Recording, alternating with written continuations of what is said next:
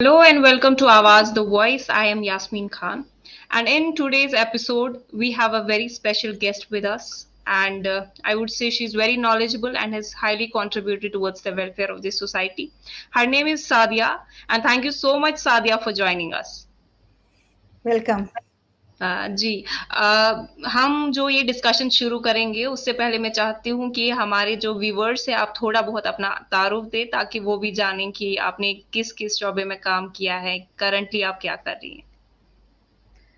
जी, बहुत-बहुत शुक्रिया आपका। मेरा नाम हलीमा सादिया है और मैं तालीम के शोबे से ताल्लुक़ रखती हूँ और अल्हम्दुलिल्लाह मैंने जून में ही 30 इयर्स कंप्लीट किए हैं।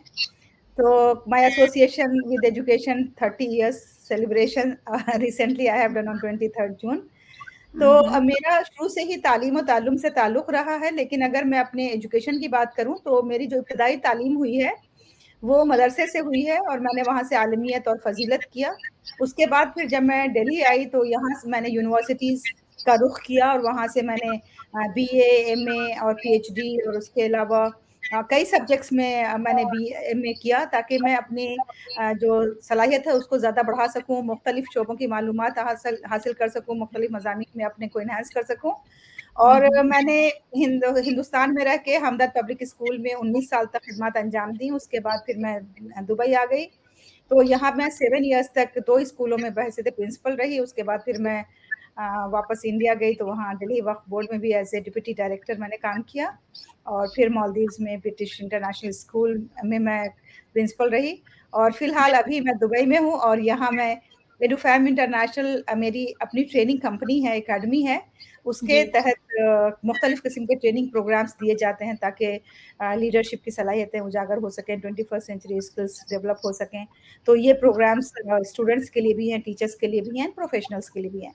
तो ये जी। मुख्तसर सा मेरा तारुफ आपके सामने है। That's a lot of experience.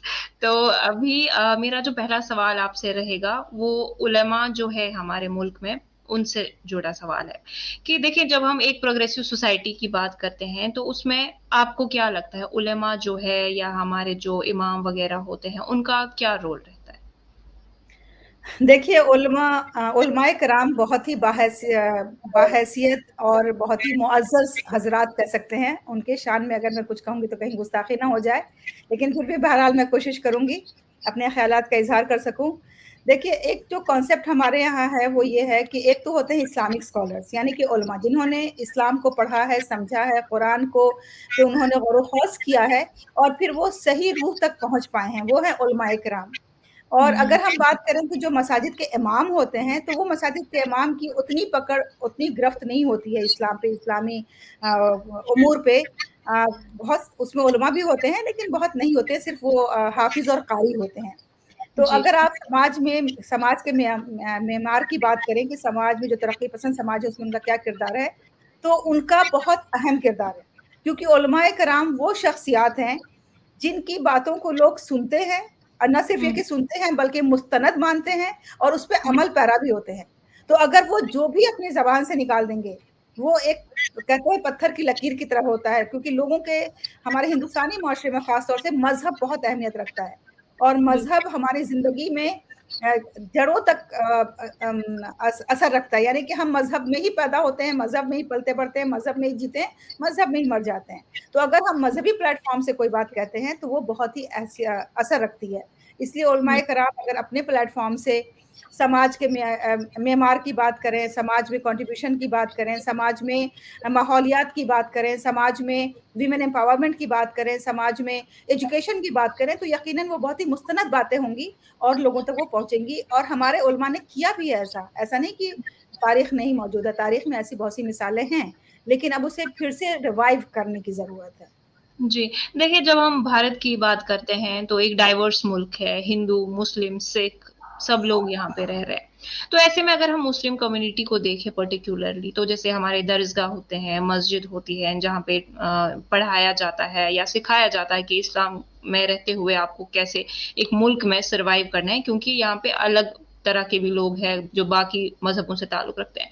तो क्या लगता है कि किस तरह से जो हमारे उलेमा किराम है, किस तरह से वो कम्युनल हार्मनी या ब्रदरहुड है या पीस है, इस मैसेज को हमारे यंगस्टर्स जो है उन तक पहुँचा सकते हैं?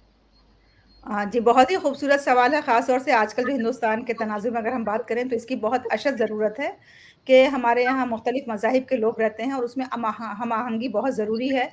और जी। स्पेशली मुसलमानों के लिए ये कहा जाता है कि उनके यहाँ टॉलरेंस कम है, मतलब कि एक आम तौर पे लोगों का नज़रिया है, हालाँकि मैं उसको उसकी तायीद नहीं करती हूँ, हुँ, कि हुँ। दूसरे मज़हब के लिए जो टॉलरेंस होता है, दूसरे मज़हब को अपनाना, उनके तक़रीबात में जाना, उनके चीज़ों को एप्रिशिएट करना, तो यहाँ पे उलमा का ये किरदार सामने आता है कि वो इस्लाम की तालीमात को, जो कि हमेशा इस्लाम ने हमें अमन की तालीम दी है, हमेशा हुँ, हुँ। भाईचारे की तालीम दी है। इस्लाम ने हमेशा तमाम मज़ाहिब को एक साथ मिल के रहने और एक साथ मिल के आगे बढ़ने की तालीम दी है। तो इन तालीमात को अगर वो उजागर करें, लोगों तक पहुँचाएँ और अपने खुतबात में, अपनी तकारीर में, बल्कि अपने डे टू डे अमल में, अगर उलमाए कराम खुद जाएँ, आप दूसरे मज़ाहिब के लोगों से मिलें-जुलें, उनसे मुकालमात करें, उनसे बातचीत करें, गुफ्त-ओ-शुनीद करें, मुझे लगता है कि मुकालमे से बहुत सी बातें सुलझ जाती हैं। जब हम डायलॉग्स करते हैं, आपस में बातचीत करते हैं, बहुत सी ऐसी चीज़ें थी जो मुझे भी नहीं मालूम था कि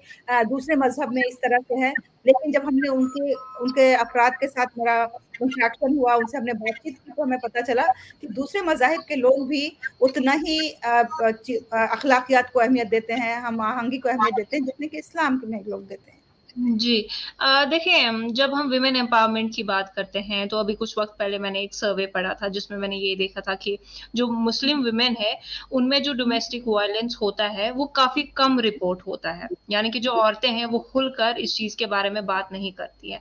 क्या मतलब हम जब इस्लाम की बात करते हैं, तो अगर एक औरत को उसके जो हस्बैंड हैं, वो पीटते हैं या बदतमीज़ी या बदसलूकी उसके साथ करते हैं, क्या इस्लाम हमें इस बात की इजाज़त देता है कि आपको चुप करके वो सारी चीज़ें सहनी है? क्योंकि जैसे जुमा का खुतबा होता है, तो क्या लगता है क्या उलमाए किराम जो है इस बारे में जुमे के खुतबे में के दौरान भी लोगों को अवेयर कर सकते हैं? उस पे क्या कुछ कहना चाहेंगे आप? जी देखिए, मैं तो ये कहूँगी कि इस्लाम जैसा जितना कि मैंने इस्लाम का मुताला किया है, इस्लाम ने ख़वातीन को जितने हुकूक दिए हैं और ख़वातीन ने तारीख़ में उनका इस्तेमाल भी किया है, उतने मुझे नहीं लगता कि और कभी किसी नेशन में दिए गए हैं।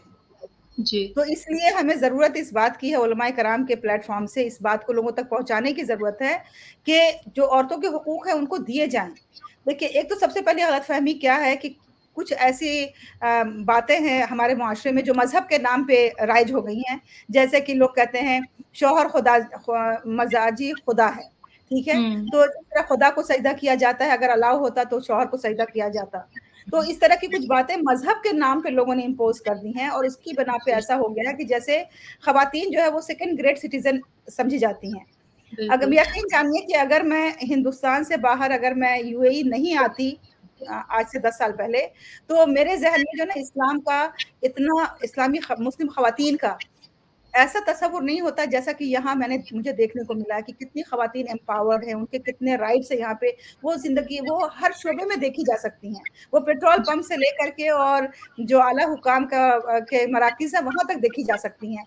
तो आखिर हुँ, यहाँ हुँ। भी तो इस्लाम फ़ॉलो होता है। मैं कहती हूँ जी। ये कौन-सी क्यों इस्लाम हर कंट्री में अलग-अलग फ़ॉलो होता है? मतलब यहाँ क्यों पे ऐसा मतलब होता है? ये दलील अभी दी मैं जाती मालदीव्स में थी, माफ़ कीजिएगा अभी मैं मालदीव्स में थी, मालदीव्स तो छोटा कंट्री है ना, यूएई तो हम कह सकते हैं कि डेवलप्ड कंट्री में आ रहा है, लेकिन यूएई तो छोटा कंट्री है। वहाँ भी ख़वातीन इतनी एम्पावर्ड हैं कि उन्हें बिल्कुल मर्दों के बराबर राइट्स दिए गए हैं, वो ज़िंदगी के जिस शोबे में चाहें उसमें जा सकती हैं और अपना लोहा मनवा सकती हैं। यहाँ पे जब हम एजुकेशन के हवाले से बात करते हैं, तो काफ़ी लोग ऐसे भी होते हैं जो अपनी बच्चियों को नहीं पढ़ने देते। उनको ये कहते हैं कि बच्ची जो है उनको बोला गया है कि घरों के अंदर रहें और उनको ये बोला गया है कि आपके लिए जो है आपका घर का काम ज़रूरी है, चारदीवारी में रहना है, अंदर रहना है। तो एजुकेशन को लेके वो बच्चे जो है फिर पूरा सफ़र करते हैं लाइफ़ में आगे फिर डोमेस्टिक वायलेंस का भी शिकार होते हैं क्योंकि उनको अपने राइट्स के बारे में नहीं पता होता है। आपने यही बात की कि पेट्रोल पंप पे भी यूएई में जो है खवातीन काम कर रही हैं। तो किस तरह से आप इस डाइवर्सिटी को देखती हैं? देखिए, ऐसा है कि इसमें कहीं न कहीं तहफ़्फ़ुज़ की भी बात आ जाती है, हुँ, कि हुँ। अगर हम विमेन तहफ़्फ़ुज़ नहीं प्रोवाइड कर सकते हैं, तो फिर ज़ाहिर-सी बात है कि उनके लिए चाहे कोई भी शोबा हो, वो मुनासिब नहीं है। तो सबसे पहले तो ये होता है कि एक वुमन के लिए तहफ़्फ़ुज़ का एक माहौल मुहैया कराया जाए, जहाँ पे उसे घर से बाहर निकल के काम करने में किसी किस्म की दुश्वारी ना आए। और ये हुँ, इख्तियार कि उसको काम करना है या नहीं करना है, ये औरत के पास होना चाहिए। क्योंकि हुँ, एक और हुँ। जो गलतफ़हमी आम तौर पे लोगों के ज़हनों में है, वो ये है कि औरत नाक़िसुल अक़्ल है। और वो हुँ, अपने फैसले नहीं कर सकती है। ये बिल्कुल। बहुत बड़ी गलतफ़हमी है जिसको दूर करने की ज़रूरत है, क्योंकि औरत को भी अल्लाह ने उतने ही दिमाग दिया है, सोचने-समझने की सलाहियत दी है, जितनी मर्दों को दी है। और आप ये देखिए ना कि औरत को माँ का दर्जा दिया है, जो कि माँ की ज़िम्मेदारी अभी पूरा वर्ल्ड मानती है कि सबसे बड़ी ज़िम्मेदारी जो है माँ की ज़िम्मेदारी होती है। बच्चे को बिल्कुल, कोख में रखने से लेकर के, उसकी डिलीवरी से लेके, उसकी तरबियत से लेके, एक बहुत बड़ा मरहला होता है ये, जो माँ को दिया गया। तो अगर माँ के पास जी, अकल नहीं होती, तो कैसे इतना बड़ा रुतबा दिया जाता? सोचने की बात जी, है। तो इसी तरह बिल्कुल। से अगर औरत कुछ ये सोचती है कि उसका घर से बाहर जाके काम करना, उसके पास वक़्त है, वो कर सकती है, तो ये फ़ैसला उसी को करने देना चाहिए। और हुँ, अगर वो हुँ, सोचती है कि उसे घर के अंदर रह के काम करने की ज़रूरत है, तो ये फ़ैसला भी उसी का होना चाहिए। लेकिन जब बिल्कुल। वो फ़ैसला कर लेती है, तो उसे पूरे घर को, पूरे माशरे को उसे सपोर्ट करना चाहिए कि अगर वो बाहर समाज में अपना कॉन्ट्रिब्यूशन दे रही है, तो हर कोई उसके तहफ़्फ़ुज़ की भी ज़िम्मेदारी ले, हर कोई उसके सहूलियात की भी ज़िम्मेदारी ले, हर कोई उसको मतलब फ़ैसिलिटेट करे, ताकि वो एक महज़्ज़ब तरीके से शरीयत के दायरे में रहते हुए और अपने तमाम फ़राइज़ को अदा करते हुए वो अपने समाज में भी अपना नुमायाँ किरदार अदा करें। जी, देखें जिस तरह से आप हिंदुस्तान से बाहर रही हैं, यूएई में हैं, तो आप काफ़ी आपको एक्सपोज़र मिला है। तो जब हम इंडिया की बात करते हैं, तो यहाँ पे जैसे मोहल्ला कम्युनिटीज़ है, एक फ़ील्ड सिस्टम है या मस्जिद कमिटीज़ जिनको हम कहेंगे। तो ऐसे पहले मतलब कुरान में ये भी है कि अगर आपका पड़ोसी भूखा सो रहा है, तो आप पे फ़र्ज़ है कि आप जाके पहले देखो कि उनके पास खाना-पीना है। तो यहाँ इवन तारिक जमील साहब भी फरमाते हैं कि जो गैरतमंद होता है, वो अपनी गैरत की वज़ह से अगर ज़रूरतमंद भी है, तब भी नहीं माँग पाता है। जी। तो क्या लगता है ये जो उलेमा है, क्यों वो एक ऐसा सिस्टम नहीं बना पा रहे हैं कि आपके मोहल्ले में अगर कुछ लोग हैं जो फाइनेंशियली स्टेबल नहीं है, उन तक मदद नहीं पहुँच पाती है। जबकि अगर हम सेम चीज़ यूएई में देखें तो वहाँ पे बहुत अच्छे से जो सदका, ज़कात है उसको बहुत ऑर्गनाइज़्ड वे में किया जाता है। जी, जी। तो देखिए, एक तो बुनियादी जो दिक्कत है, अगर हिंदुस्तान के तनाज़ुर में हम बात करें और अगर यूएई से कंपेयर करें, तो यहाँ तो देखिए गवर्नमेंट की तरफ से होता है सब। हुँ, तो हम हुँ। ऐसा तो बिल्कुल मुनज़्ज़म वहाँ नहीं सोच सकते हैं, लेकिन हाँ, हम उसके आस-पास कुछ इस तरह का कर सकते हैं जो कि मोहल्ले लेवल पे हो। जी। दरअसल बात ये है कि जो लोग ज़कात और सदक़ात के फ़ील्ड में काम करते हैं, हुँ, वो हुँ। लोग होते हैं जो मदरसा चलाते हैं या जो मस्जिद कमेटी के लोग होते हैं या इस तरह के लोग होते हैं। उनके हमें ये देखने की ज़रूरत है कि उनकी नीयत क्या होती है। ठीक हुँ, ठीक हुँ। है, क्योंकि इसमें कुछ ऐसे भी अफ़राद शामिल हैं, जो ये नियत रखते हैं कि वो ज़कात जमा करके लाएँगे और उनको 25% 50% कमीशन मिल जाएगा और फिर बाकी पैसे जो है वो मदरसे में लगाए जाएँगे, कुछ तो बच्चों तक पहुँचेगा, कुछ नहीं पहुँचेगा। तो इसमें सबसे बड़ी बात होती है इन्नमल अमालु बिन्नियात। ये हुँ, अमल का हुँ। दारोमदार नियत पे है। सबसे पहले नियत सही करने की ज़रूरत है। अगर आप हुँ, हुँ। ज़कात के फ़ील्ड में काम कर रहे हैं, तो आप ज़कात को ज़कात के जो बताए गए हैं कि जिनको ज़कात हम दे सकते हैं, जो डिज़र्विंग कैंडिडेट्स हैं ज़कात के, उन तक पहुँचाइए। जिसमें हुँ, सबसे हुँ। पहले मिस्कीन है, जैसा कि आपने कहा कि भूखे लोग रह जाते हैं और खबर भी नहीं होती है। ज़कात के हुँ, पहले हकदार जो है वो मसाकीन हैं। मसाकीन को ढूँढना है हमें और ये मोहल्ला कमिटी के ज़रिए आसानी से हो सकता है। कितने लोग हुँ, गरीब हैं, कितने लोग ऐसे हैं जिनके पास 2 वक़्त खाने को नहीं है, तो ज़कात पहले उन तक पहुँचाएँ। और ये जितने हुँ, भी फलाही इदारे हैं, जो अपने एजेंट्स भेज-भेज करके ज़कात कलेक्ट करवाते हैं, उनका जी। नंबर बाद में आना चाहिए। पहले हुँ, इंसान के हुँ। पेट की आग बुझे, तभी तो वो कुछ और करेगा ज़िंदगी में। फर्स्ट जो बिल्कुल। रिक्वायरमेंट है इंसान की फिज़ियोलॉजिकल नीड है, वो तो उसकी हुँ, भूख है। तो पहले जो हुँ। भूखे हैं, जो ज़रूरतमंद हैं, मसाकीन हैं, पहले उन तक पहुँचना चाहिए और उलमा को इसमें आगे बढ़-चढ़ के काम करना चाहिए।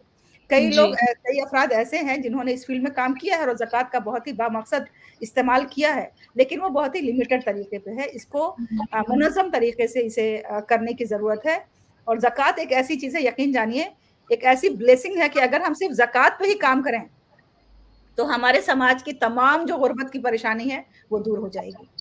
लेकिन जी। फाइनेंशियल लिटरेसी भी तो हमारे अंदर नहीं है ना कि फाइनेंस को कैसे मैनेज करना है, ज़कात की शरह क्या है, कैसे निकालना है, किसको देना है, कितना देना है, ये तमाम लिटरेसी भी हमें तलबा से लेकर के और जितने भी अफ़राद हैं, सब तक की लिटरेसी भी पहुँचाने की ज़रूरत है पहले, फाइनेंशियल जी। लिटरेसी और उसके बाद फिर मुनासिब तरीके से इस पे काम किया जा सकता है। हुँ, हुँ।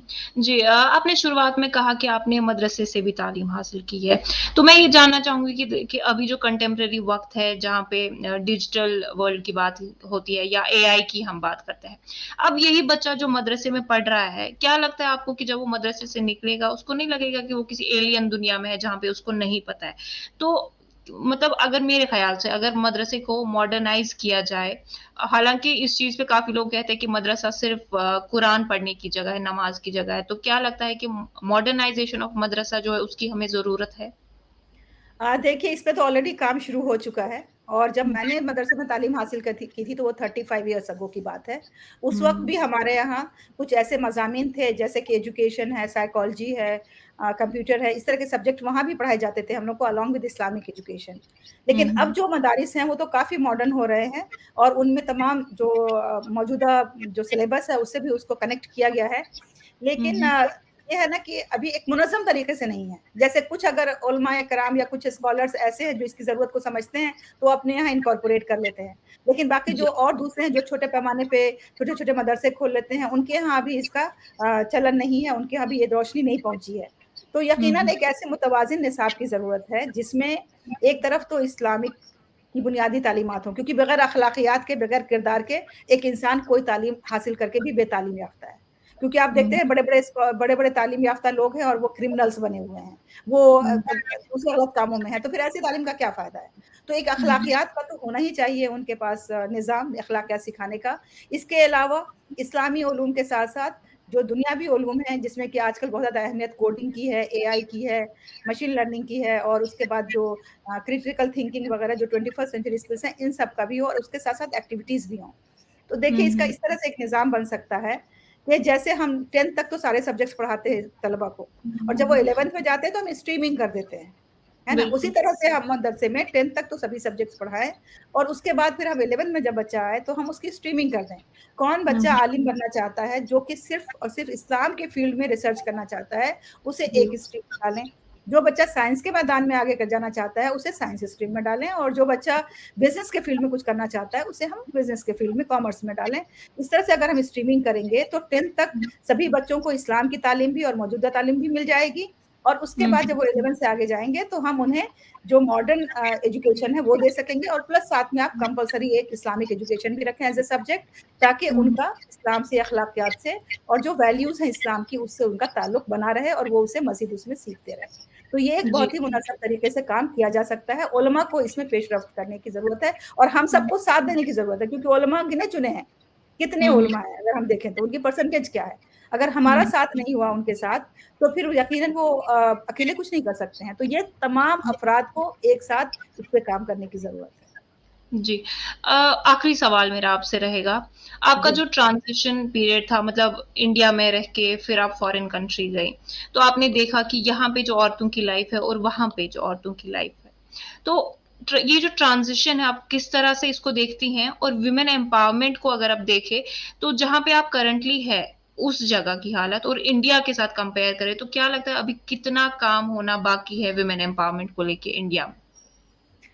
जी, बहुत ही अच्छा सवाल आपने किया है। देखिए, दरअसल बात ये है कि बगैर औरतों को एजुकेट किए हुए अगर हम सिर्फ़ एम्पावरमेंट की बात करेंगे, तो वो बिल्कुल ज़हर हलाहल है। हुँ, पहले हमें उन्हें एजुकेट करना है, वरना जी, तो हमारे यहाँ जो हम आस-पास आजकल देख रहे हैं हिंदुस्तानी तनाज़ुर में, कि जो हमारी नई नस्ल जो पढ़ रही है, जो जी। वो क्या है ना, वो बिल्कुल ही एम्पावरमेंट का गलत मतलब समझती है। वो हुँ, हुँ। एम्पावरमेंट का मतलब समझती है कि बिल्कुल बेदीन हो जाना, इस्लाम से बिल्कुल। बाहर निकल जाना, शरीयत को बिल्कुल फ़रामोश कर देना, ये उनके ज़हन में ये डाल दी गई है बात हुँ, कि अगर आप हुँ, शरीयत पे चलोगे तो आप कामयाब नहीं हो सकते हो।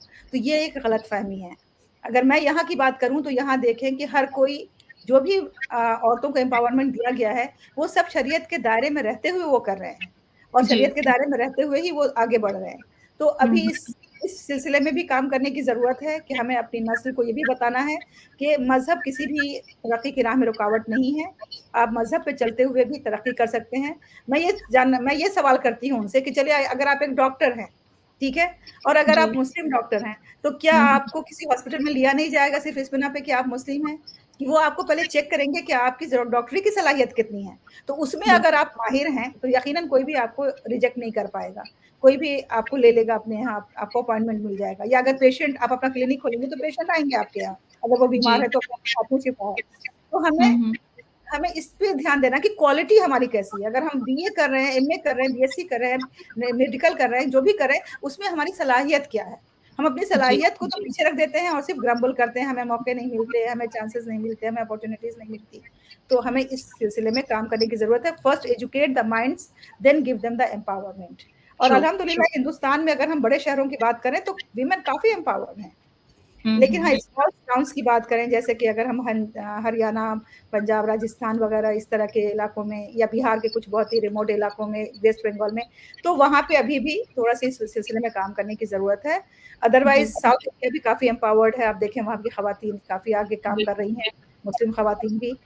तो एक अच्छी लहर है वहाँ पे। मुझे तो बल्कि अब दूसरी तरफ से फ़िक्र है कि जो बिल्कुल। अखलाकियात से दूरी पैदा हो रही है, मुझे तो उसकी फ़िक्र ज़्यादा लायक हो रही है। बिल्कुल, बिल्कुल। बिल्कुल, बिल्कुल। जी, वक़्त की थोड़ी कमी है हमारे पास, लेकिन ये इंटरव्यू आई थिंक अभी की जनरेशन के लिए I think this is much needed. बहुत-बहुत शुक्रिया सादिया हमें टाइम देने के लिए, बहुत शुक्रिया। जी, जी, आपका भी बहुत-बहुत शुक्रिया हमें इनवाइट करने